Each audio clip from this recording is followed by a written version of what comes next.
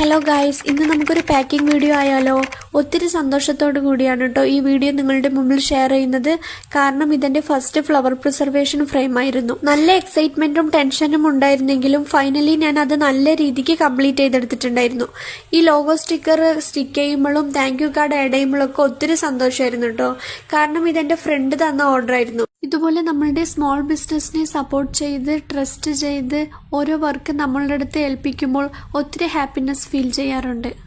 ഈ വീഡിയോ കാണുന്ന ആർക്കെങ്കിലും ഇതുപോലെയുള്ള വർക്ക്സ് ഒക്കെ നിങ്ങൾക്ക് ചെയ്യാൻ ഇൻട്രസ്റ്റ് ഉണ്ടെങ്കിൽ എൻ്റെ കുറേഷ് ആർട്ട് എന്ന ഇൻസ്റ്റാഗ്രാം അക്കൗണ്ടിൽ ഒന്ന് DM ചെയ്താൽ മതി കേട്ടോ.